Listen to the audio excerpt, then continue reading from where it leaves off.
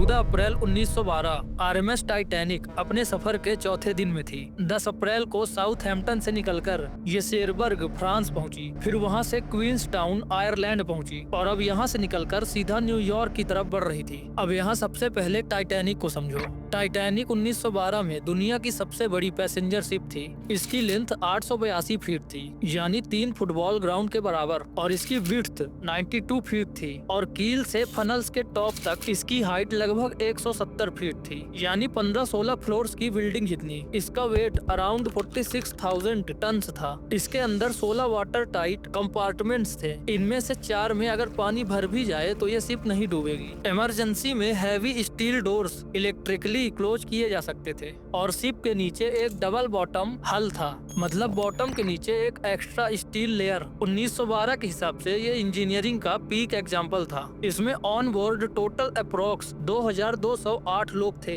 जिनमें 1316 पैसेंजर्स थे और 892 क्रू मेंबर्स। पैसेंजर्स भी 3 क्लासेस में डिवाइडेड थे। 324 पैसेंजर फर्स्ट क्लास में थे, 284 पैसेंजर सेकंड क्लास में और 708 थर्ड क्लास में थे। क्रू में officers, engineers, fireman, stewards, wireless operators, कुक्स सब इंक्लूडेड थे। सुबह का एटमॉस्फेयर नॉर्मल था। फर्स्ट क्लास लाउंज में संडे सर्विस हुई। पैसेंजर्स डेक पर टहल रहे थे। मौसम भी क्लियर था, लेकिन इस नॉर्मल दिन के दौरान भी टाइटैनिक को मल्टीपल आइस वार्निंग्स मिल चुकी थी। सुबह 9 बजे आरएमएस कैरोनिया से इसे वार्निंग मिली, फिर दोपहर 1:42 पर एसएस बाल्टिक से, फिर 1:45 पे एसएस अमेरिका से, फिर शाम को 7:30 बजे एसएस कैलिफोर्नियन से, फिर रात को 9:40 में एसएस मेसाबा से। इन वार्निंग्स में बताया गया कि नॉर्थ अटलांटिक में हैवी पैक आइस और लार्ज आइसबर्ग्स मौजूद हैं। टाइटैनिक के वायरलेस ऑपरेटर्स थे जैक फिलिप्स सीनियर और हेरोल्ड ब्राइट जूनियर। टाइटैनिक का मार्कोनी वायरलेस सिस्टम पावरफुल था।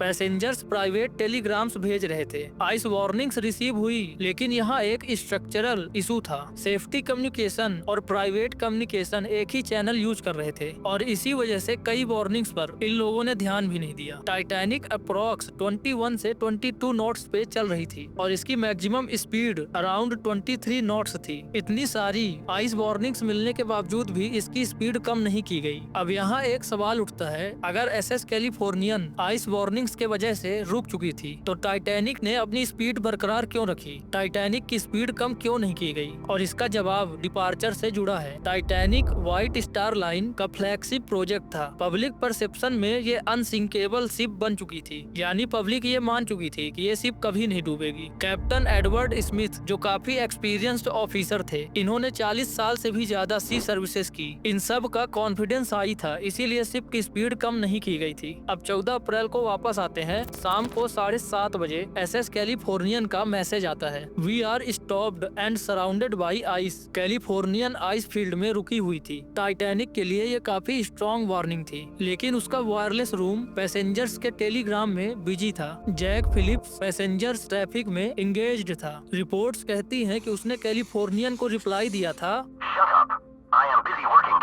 ये एक्सचेंज यूएस सीनेट इंक्वायरी में रिकॉर्ड हुआ था। मैसेज ब्रिज तक टाइम से कभी पहुंचा ही नहीं। अब 14 अप्रैल की रात भी अनयूजुअल थी। उस दिन चांद नहीं था, जिसके कारण बिल्कुल अंधेरा था। टेम्परेचर रैपिडली ड्रॉप हो रहा था। समुंदर भी बिल्कुल शांत था। नॉर्मली वेव्स आइसबर्ग के बेस से टकराकर व्हाइट फोम क्रिएट करती हैं, लेकिन उस रात वाटर सरफेस ग्लास जैसा था। यहाँ एक और दिक्कत थी, क्रोज नेस्ट में लुकआउट्स के पास दूरबीन नहीं थे। पर ऐसा क्यों? क्योंकि डिपार्चर के समय डेविड ब्लेयर लास्ट मोमेंट पे रिप्लेस हो गया था और उसी के पास दूरबीन लॉकर की चाबी थी और वो चाबी दिए बिना ही चला गया। लुकआउट्स दूरबीन के बिना ही ड्यूटी कर रहे थे। अब रात के 11:30 बज चुके थे। टेम्परेचर फ्रीजिंग के करीब था। डेक पर थोड़ा फ्रॉस्ट भी जमने लगा था। शिप के अंदर म्यूजिक चल रहा था। इंजन रूम में बॉयलर्स स्टडी हीट जनरेट कर रहे थे। ब्रिज पर ऑफिसर मर्डॉक वॉच पर थे। अब रात के 11:39 पर क्रोज नेस्ट में lookout Frederick Fleet horizon scan कर रहा था। सडनली उसे एक डार्क मास दिखता है। वो बेल को 3 बार बजाता है। ब्रिज कॉल आता है, iceberg right ahead. Murdoch order देता है, hard a starboard, engine reverse. अब 11:40 पर आइसबर्ग हल को स्क्रैप करते हुए पास होता है। इम्पैक्ट वॉयलेंट जोल्ट जैसा नहीं था। कुछ लोगों को हल्का वाइब्रेशन फील हुआ। अब नीचे फॉरवर्ड कंपार्टमेंट्स में पानी एंटर करना शुरू हो चुका था और अब यहीं से टाइटैनिक के लास्ट 2 घंटे शुरू होते हैं। अब यहाँ से 10 मिनट सबसे क्रिटिकल थे। आइसबर्ग पास हो चुका था। ब्रिज पर कंफ्यूजन था, क्या डैमेज सीरियस है या सिर्फ superficial scrap. Captain Edward Smith तुरंत ब्रिज पर पहुँचते हैं। उनको रिपोर्ट मिलती है कि फॉरवर्ड कार्गो होल्ड में पानी आ रहा है। चीफ डिजाइनर थॉमस एंड्रूज को बुलाया जाता है। एंड्रूज सिर्फ एक गेस्ट नहीं थे, वो टाइटैनिक शिप के डिजाइन टीम का हिस्सा थे। उन्हें स्ट्रक्चर का एग्जैक्ट नॉलेज था। अब 11:50 हो चुके हैं। रिपोर्ट्स आने लगती है, मेल रूम डूब रहा है। बॉयलर रूम 6 में पानी एंटर कर रहा है। बॉयलर रूम 5 कॉम्प्रोमाइज्ड हो सकता है। टाइटैनिक के 16 वाटर टाइट कंपार्टमेंट से डिजाइन टॉलरेंस सिंपल था। शिप थ्योरेटिकली 4 कंपार्टमेंट्स तक फ्लड सरवाइव कर सकती थी, पर प्रॉब्लम ये थी कि आइसबर्ग के इम्पैक्ट से 5 कंपार्टमेंट्स ब्रीच हो चुके थे। अब रात के 12 बज चुके थे। थॉमस एंड्रूज कैलकुलेशन करते हैं कि शिप बो की तरफ से डूबेगी, यानी आगे की तरफ से। एस्टिमेटेड सिंकिंग टाइम बताया गया 1.5 से 2.5 घंटे का। कैप्टन स्मिथ को इन्फॉर्म किया जाता है कि शिप डूबने वाली है, लेकिन पैसेंजर्स को अभी तक कुछ भी पता नहीं था। अब 12:05 पर कैप्टन ऑर्डर देते हैं लाइफ बोट्स तैयार करने को, लेकिन यहाँ एक और रियलिटी पता चलती है। ऑन बोर्ड अप्रोक्स 2200 लोग थे, लेकिन लाइफ बोट कैपेसिटी अप्रोक्स 1178 लोगों के लिए थी। ये आउटडेटेड रेगुलेशन की वजह से हुआ। ब्रिटिश बोर्ड ऑफ ट्रेड के लाइफ बोट रूल्स टनेज के हिसाब से बने थे, पैसेंजर काउंट के हिसाब से नहीं। टाइटैनिक टेक्निकली लीगल थी। अब 12:10 हो गए थे। वायरलेस रूम में जैक फिलिप्स और हेरोल्ड ब्राइड डिस्ट्रेस सिग्नल भेजना शुरू करते हैं। पहला कोड यूज होता है CQD, फिर नया कोड यूज होता है SOS। मल्टीपल शिप्स रिस्पॉन्ड करते हैं और उनमें सबसे इम्पोर्टेंट रिस्पॉन्स आता है RMS कारपेथिया से। कारपेथिया अप्रोक्स 58 नॉटिकल माइल्स दूर था। अगर वो फुल स्पीड में भी आता तो 3-4 घंटे लग जाते। अब यहाँ एक और चीज पता चलती है, SS कैलिफोर्नियन जो आइस फील्ड में रुकी हुई थी, वो टाइटैनिक से सिर्फ 10 से 20 नॉटिकल माइल्स के दूर पर ही थी। कैलिफोर्नियन का वायरलेस ऑपरेटर अराउंड 11:30 बजे के आसपास सो गया था। उसने डिस्ट्रेस मैसेज रिसीव नहीं किया, लेकिन कैलिफोर्नियन के डेक पर क्रू थे जिन्होंने फ्लेयर लाइट्स देखी थी। पर दिक्कत ये थी कि टाइटैनिक में जो फ्लेयर लाइट थी वो व्हाइट कलर की थी, जबकि फ्लेयर लाइट रेड कलर की होती है। तो क्रू को लगा कि ये रॉकेट्स हैं। जब इंक्वायरी रिपोर्ट्स में उनसे ये क्वेश्चन पूछा गया, क्या उन्होंने रॉकेट्स को डिस्ट्रेस सिग्नल समझा था, तो कुछ ने कहा कि व्हाइट रॉकेट्स अनयूजुअल थे। कुछ ने कहा कि कैप्टन ने एज्यूम कर लिया कि कोई प्राइवेट कंपनी का सिग्नल होगा, लेकिन ये फैक्ट है कि कैलिफोर्नियन रेस्क्यू करने नहीं आया। अगर उन्होंने उन सिग्नल्स को सीरियसली लिया होता तो कई लोगों की जानें बच जाती। अब 12:20 में लाइफ बोट्स तैयार थे, लेकिन पैसेंजर्स फुल पैनिक में नहीं थे। शिप अभी भी स्टेबल लग रहा था, बैंड अभी भी म्यूजिक प्ले कर रहा था, लाइट्स भी ऑन थी और इंजन का वाइब्रेशन भी नॉर्मल था। लोगों को अभी भी बिलीव नहीं हो रहा था कि टाइटैनिक डूब सकती है, और इसीलिए शुरू की कुछ लाइफ बोट्स आधी खाली लॉन्च हुए। लाइफ बोट नंबर 7 अप्रोक्स 28 लोगों के साथ गई, जबकि उसकी कैपेसिटी अराउंड 65 लोगों की थी। अब रात के 12:30 बज चुके थे। फॉरवर्ड डेक नोटिसेबल एंगल पे झुकने लगा। मेल रूम कम्प्लीटली डूब चुका था। इंजीनियर्स अभी भी नीचे रुकते हैं पावर मेंटेन करने के लिए। इंजीनियर्स और फायरमैन ने लास्ट मोमेंट तक लाइट्स और वायरलेस एक्टिव रखा। अगर पावर शुरू में ही बंद हो जाता तो इवैक्यूएशन और केओटिक होता। इन्होंने अपनी जान की परवाह नहीं की, बल्कि बाकी लोगों को बचाने के बारे में सोचा। अब 12:45 हो गए। अब यहाँ से पैसेंजर्स को क्लियरली फील होने लगा कि कुछ सीरियस है। अब यहाँ से औरतों और बच्चों को सबसे पहले लाइफ बोट्स में भेजा जाए अनाउंस किया जाता है, और फर्स्ट क्लास डेक से लाइफ बोट्स इजिली एक्सेसिबल थी। थर्ड क्लास पैसेंजर्स को अपर डेक्स तक आने में लैंग्वेज बैरियर और नेविगेशन कंफ्यूजन फेस करना पड़ा। टाइम क्रिटिकल था और हर मिनट वाटर लेवल बढ़ रहा था। अब रात के 1 बजे टाइटैनिक बो से नीचे हो चुकी थी। लाइफ बोट्स जल्दी जल्दी लॉन्च हो रही थी। डिस्ट्रेस रॉकेट्स आसमान में फायर हो रहे थे। कारपेथिया भी फुल स्पीड में आ रही थी, लेकिन अभी भी काफी दूर थी। अब टाइटैनिक क्लियरली वाटर के अंदर जा रहा था। डेक पर लोग स्लिप करने लगे थे, पर वायरलेस रूम अभी भी एक्टिव था। जैक फिलिप्स लगातार SOS ट्रांसमिट कर रहा था। कारपेथिया ने कंफर्म किया कि वो 4 बजे तक पहुंच जाएंगे,